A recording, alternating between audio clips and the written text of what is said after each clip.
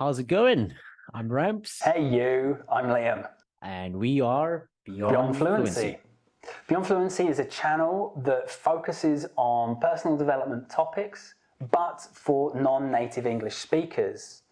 Ramps and I are both English language coaches who have a particular interest in personal development, so we bring conversations about these subjects to you on a weekly basis. And today's topic is discovering strategies for your learner style. So let's get into it. Okay. Strategies. Okay, this is interesting. I think you should start because you have auditory experience. So that's where we should start, with the auditory. Let's start with auditory. So I'm an auditory learner, so I need to listen to the language quite a lot. So I often recommend do two types of listening: passive listening, active listening. Passive listening is listening to something in the background. It isn't the main thing you're doing. So you may be cooking, or you going for a jog, or you're typing out some emails. You're doing something else and the audio is in the background, and this just kind of helps you get familiar with the language. And then you have active listening. So active listening should be done at a time that, one, you have the focus and the energy levels that are required. Be honest with yourself as well. Be aware. You know how long it takes you before you start to kind of drift away. Yeah. So if you want to listen to something that is part of your interest, say you love football and you want to listen to some reviews, the video on this review is 20 minutes long, and you know you can only listen to 10 minutes before you start to drift away. Listen to the first 10 minutes and that's it. Yeah. Do it in two parts. There's no shame in that. And with the active listening, considering that you can limit that to 10-15 minutes per listening session, that's something you can do 3 or 4 times. Yeah, commit to it though. Make sure that you say you set yourself a time and you stick to that time. That's why it's important to keep it short. And say, I'm only going to do 5 minutes, but I'm not going to think about anything else for those 5 minutes. Yeah. It's about the consistency. It's about the quality of your focus, the amount of focus and concentration in those short little bursts of active listening. If you have things that you have tried in the past as an auditory learner, add them to the comment section. Absolutely, yes. Love to hear what you guys do in order to help you learn language faster. That would be really helpful for everyone. Think of it as a community where we share our experiences together and help each other develop in whatever thing we're all, trying to develop in. Anyway, I'm going to give it over to Liam. Boom. Over to me. Visual stuff. Boom. So I can develop all the things that we're developing. Yes, you can develop all of this. It happens even to the best of us. It's all right. We're going to cut that bit out. It's okay. I think we did it. Yeah. All right. Visual learners. Okay. A lot of love for visual learners. Let me start with something that I don't recommend for visual learners. I think because this is an important point and part of an overall strategy. A lot of visual learners, a lot of learners in general actually, believe that for self-study it's a good idea to watch TV series or movies in English. And usually when you ask those people, okay, how do you find that? Like, it's okay, but I struggle to watch and read the subtitles at the same time. I'm like, well, that's understandable. You're asking your brain to do 3 different things: to listen, to watch, and to read. It's too much for most people. You will end up falling asleep in front of the TV or getting frustrated, or both. And it's not pretty and it's not an enjoyable experience. For C1, advanced level of a language, it's not so difficult. But lower than that, I would generally say reduce it to small amounts. If you're going to watch a show, there's something that's 20 or 25 minutes long, and just watch 1 episode. Don't keep watching. The quality of your learning after a certain amount of time will just continue to go down and down and down, and then you'll end up forgetting everything that you learned in that productive period at the beginning anyway. So reduce the amount of time you spend watching shows is the first thing I recommend. My biggest tip for visual learners is to do with how you take your notes. Okay, generally people take notes. They want to know, okay, this word in this language means this in my own language. Yeah. So color code your note taking. When you are learning new words, write them down in a particular color. So for example, if you're learning verbs, put them in green. If you're learning adjectives, put them in red. If you're learning nouns, they go blue. Adverbs are yellow. Then when you come to learn structures, you use the same color coding. Yeah? So then you just need to remember for your structures which order the colors go in. You don't need to remember the actual words that are associated because you've already done the hard work by putting your notes in the color. It then becomes easy to learn the grammar and structures because you just remember the color order. And for visual people, color is really important. Yeah, and that's a trick that's been used for millennia. Visual learning is something that we've used for millennia. There are competitions all over the world, visual learners, where people memorize like a whole stack of cards and the order of playing cards, and they have to true. This is how, even before there were words, people used to communicate with pictures. Yeah. So, like cave drawings, for example, they told stories through picture. Hey there. So you've made it this far. So you must like what you see. So please leave us a like and subscribe to the channel so we can continue bringing you great content. Kinesthetic. To all the misunderstood kinesthetic learners out there, I feel your pain. Maybe you were a disruptive student. Maybe you had problems with concentrating, or even in extreme cases ADHD.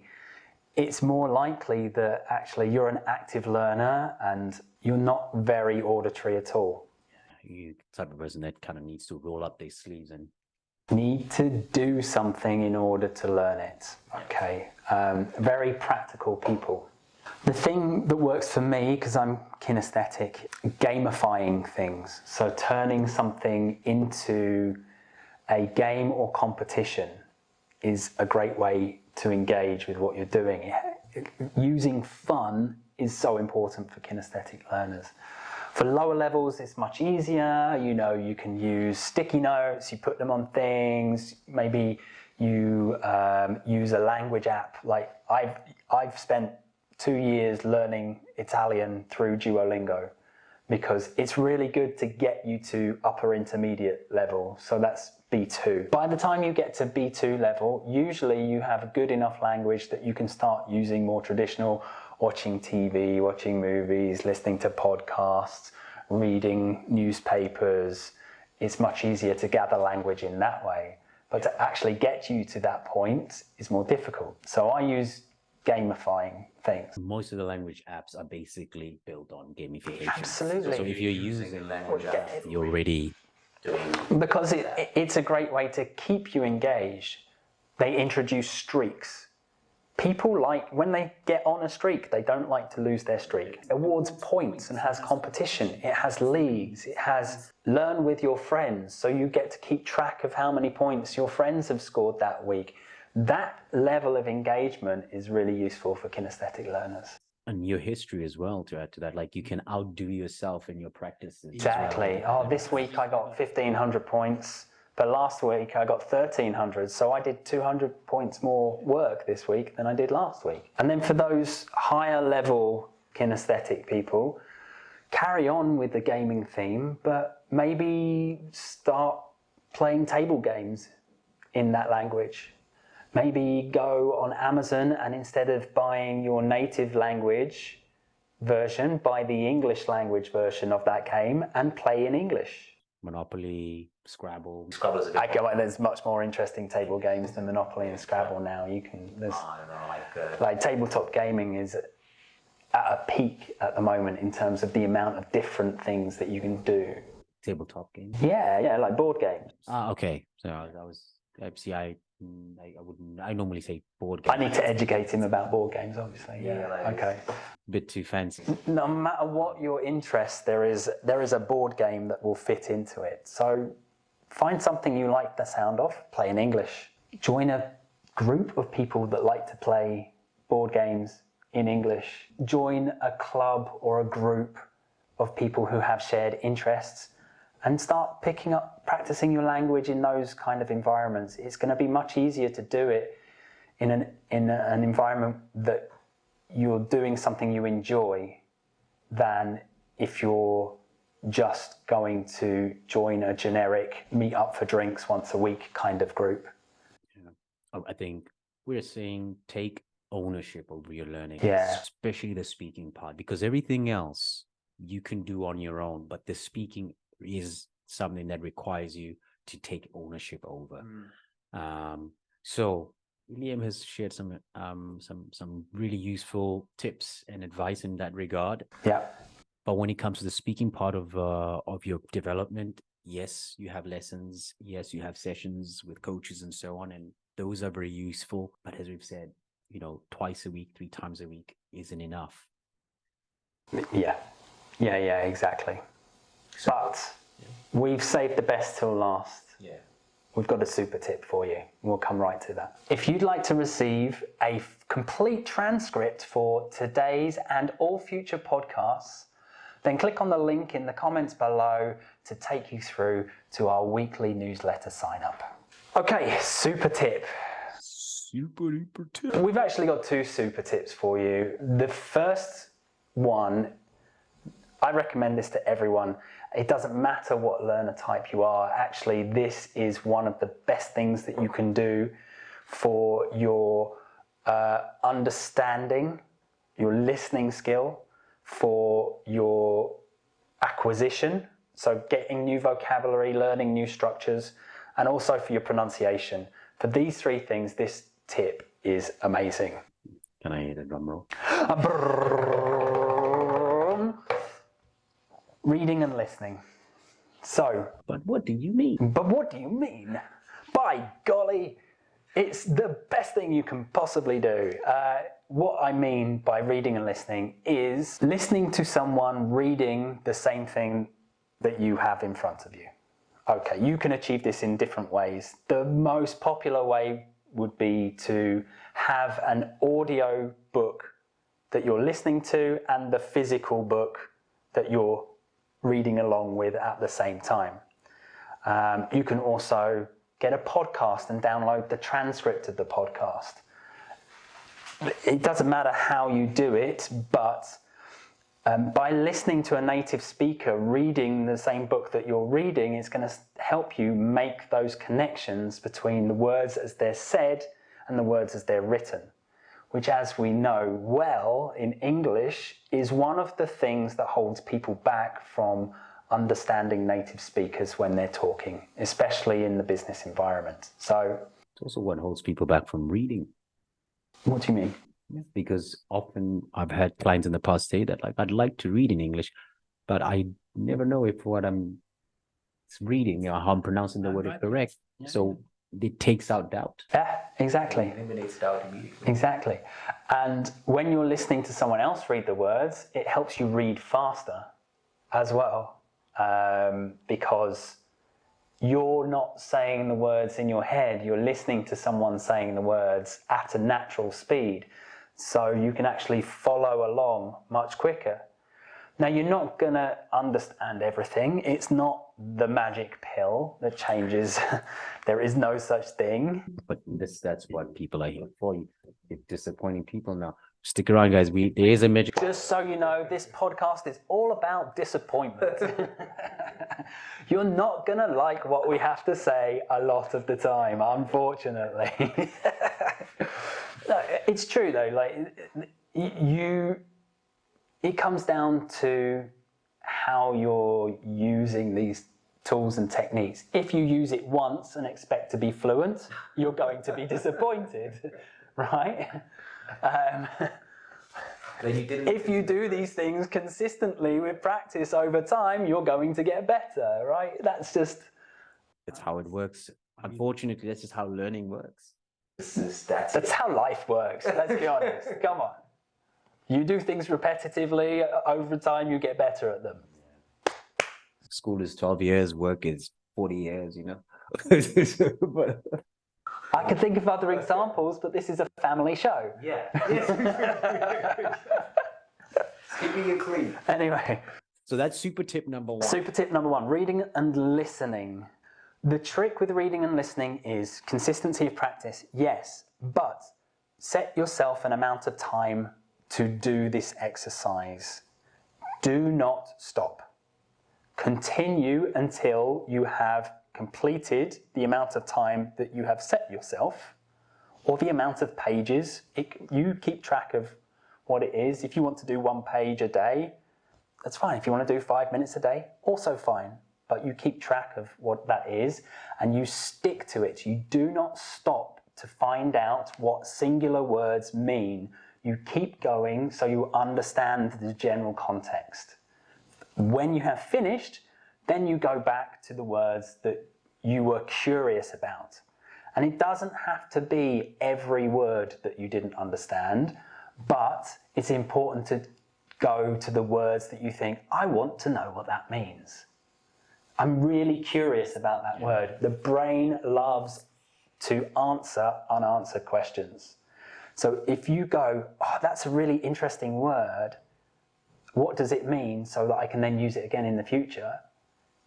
It's going to stay in your long-term memory much more than if you go, I didn't know that, didn't know that, didn't know that, didn't know that. What's that mean? What's that mean? What's that mean? What's that mean? There's no engagement in that way. So if you have 4 words you don't know, which one was the one that really stood out to you, like, I want to know how to say that word? Because that's the one that will stay with you when you learn what it means. And just to add to what Liam is saying about learning, expanding your vocabulary, and, you know, of course, it's clearly reading is one of the ways. Don't translate the new words that you learn. The natural thing for you to do, because you're reading, because you're doing other things as well, it's just quicker to translate the word to whatever language you speak, you know, to understand the new word. The issue with that, coming to what Liam was saying, to add to what he was saying about the brain and remembering, is that your brain has you have less of a chance of retaining that information because you didn't work hard enough. Because when you translate, there's no work involved. It's just, okay, what is this? It's that. Okay, no work is involved there. Rather than translating, go online. If you're not reading off a Kindle or ebook reader, go online, look the word up and see what it means. Then write down the definition of the words that you're interested in to your understanding. All right. Because the reason why we say it in your own words. In your own words, write it down in your own words. But one more thing to add to that is the reason why I always recommend that you look in the dictionary, whether it be Cambridge or Oxford or Webster or so on. These are learner dictionaries, is that in the dictionary you have how the word is pronounced, the definition of the word, examples of the word, especially if you use Cambridge or Oxford. I don't know about Merriam-Webster, but I know Merriam-Webster is a good dictionary as well. Yeah. And last but not least, which I believe is just as important as understanding the meaning of the word, when you look it up in the dictionary, you find the part of speech it is. So in other words, you understand whether it's a verb, an adjective, a noun, or this or that. Theoretically, if you think about it, without knowing the meaning of a word, and simply just knowing that it's an adjective, a verb, or whatever, you can use that word in a sentence without knowing the meaning and use it grammatically correct. Right. Yeah. So, sorry to interrupt you. No. I just wanted to add that. No, it's an important point.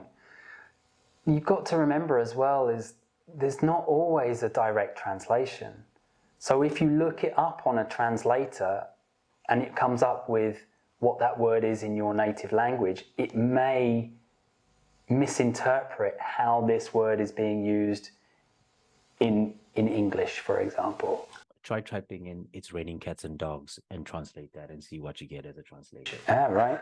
That's a great example Yeah. of what Liam is saying Yeah, now. yeah. Because the translator only understands literal language. They're getting better. Yes. They are getting better. Absolutely. And maybe raining cats and dogs now might give you a different result because it was often the example that most people used. Yeah. But yes. Yes, always question whether a translator has given you your understanding of the definition of the word as you see it, as the context that you've just decided upon and read it in. There's words that have multiple uses. So it may not always be clear from just putting that one word into a translator how it's being used in the context of what you're reading or listening to. That was super tip number. That was super tip number one. Number one. Reading Is and listening. another super tip? Yeah. Man's on a roll. Super tip number 2. All right. So this is related to watching videos. So instead of watching really long videos and not really engaging actively in what you're watching and listening to, pick shorter videos, but watch them several times. So the first time you watch a video, watch it at normal speed with no subtitles, because what you're doing is you're listening to get general context. You want to be able to understand 50 to 70% of what has been spoken about by the native speakers in that video. The second time you watch it, slow it down to 0.75%. It's really easy to do on platforms like YouTube. You go to the playback speed. It will usually say normal, which is 100%. You just roll it back to 0.75 and that will slow it down, so when you listen to people, they will sound a bit like this. You hear them enunciate every word much clearer, and therefore you'll be able to hear some of the words that have been lost in a sentence when spoken at natural speed. That will probably improve your understanding of what they're talking about by between 10 and 20%. Okay, so we've already taken a jump up. The third time you listen, you can put the subtitles on, but put it back to normal speed. This final time that you're listening is you're listening for specific language that you don't know. And at this point, you're writing notes to find out what those words mean, those words that you're interested in. In the same way that we were talking about with the reading and listening, it's best to focus on the things that you find interesting, that you're curious about. You're more likely to retain that new information if your brain has the curiosity aspect to it. Question here. Yeah. For the third time, the third watch, the third listen, Yeah. third watching, listening, is it okay for them to pause? And as you said, they're looking for specific languages. Absolutely. Third time with subtitles is a good time to pause because you'll see the words written in the subtitles. So does that mean the first few times you would recommend not pausing, listening to it? All the way through, exactly. Yeah, great question. Thank you. The first 2 times, listen to it. All the way through. It's about improving your general understanding of a native person speaking. You're doing it with video, so you have a visual reference what they're talking about most of the time. If you're watching the BBC News, they're running a news story, they'll have the person that's being interviewed, and very often they'll have some sort of graphics on the screen about the subject that they're talking about. Or maybe they're doing, one of the reporters is talking more in depth about the subject. You'll get some graphic presentation of what they're talking about.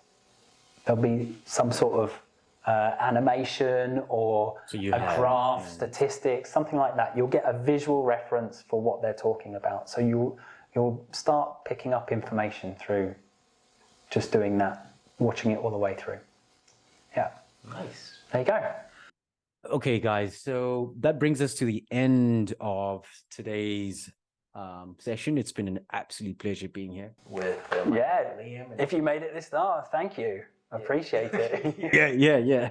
For the 3 people who are still watching, we appreciate the support and the love. Thanks, Mom. I love you. and yeah. Thanks for watching. You've been amazing. We will be back next week with another fantastic conversation. Ramps, as always, a pleasure. Pleasure all mine, sir. Thank you, guys. Thanks for tuning in today. Thanks for a great conversation as per usual. And be sure to check us out next week, where we'll be having yet another great conversation. Yeah. Cheers. Bye.